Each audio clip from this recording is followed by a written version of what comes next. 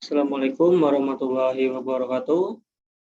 Perkenalkan, saya Muhammad Akbar Fatur Rizky dari Teknik Mesin Angkatan 2019 dengan NIM 201901301032. Di sini saya akan mempresentasikan ujian 1 ilmu hayat dan ilmu bumi. Untuk soal yang pertama, jelaskan bagaimana fenomena perubahan kesuburan dan populasi yang terjadi secara global. Bahkan negara dengan populasi terbesar di dunia, Tiongkok, merubah kebijakan negara karena penurunan tingkat kelahiran penduduk. Oke, untuk jawaban dari saya, proyeksi perubahan populasi manusia hingga 2050 tampak terjadi fenomena pertumbuhan yang melambat. Fenomena ini bukan karena berkurangnya jumlah sperma atau hal-hal lain yang biasa disinggungkan jika membahas fertilitas. Namun, ini karena lebih banyak perempuan yang teredukasi ditambah dengan meluasnya akses ke kontrasepsi sehingga perempuan bisa memilih untuk memiliki anak dalam jumlah yang lebih sedikit. Dan banyak juga hubungan dengan efek sosial yang lain. Untuk soal yang kedua, apa hubungan keterkaitan antara kemiskinan dan kualitas lingkungan? Jelaskan menurut fenomena asal daerah Anda. Bagaimana tanggapan Anda untuk menyelesaikannya? Oke, sebelum menentukan hubungan antara kemiskinan dan kualitas lingkungan, kita harus tahu terlebih dahulu maksud dari kedua hal ini.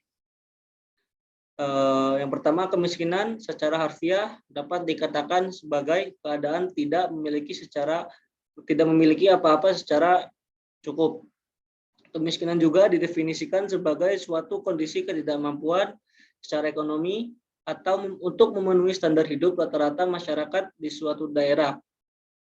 Terus yang kedua, sedangkan kualitas lingkungan yang dimaksud adalah di mana tingkat kelayakan suatu area atau wilayah ini untuk ditinggali.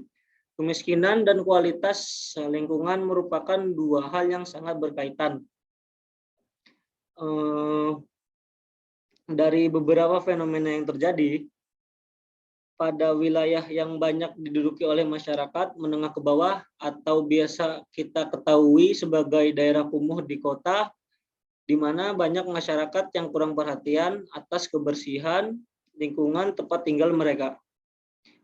Rendahnya kualitas pendidikan menyebabkan terjadinya sikap masyarakat yang kurang peduli atas kualitas lingkungan di sekitarnya.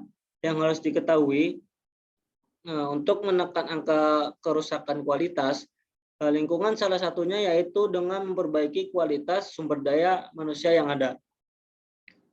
Untuk soal yang ketiga, mengapa hewan besar dan ganas itu langka? Apa kaitannya dengan piramida makanan? Oke, jawaban yang ketiga, semua posisi yang ada di dalam rantai makanan sangatlah penting.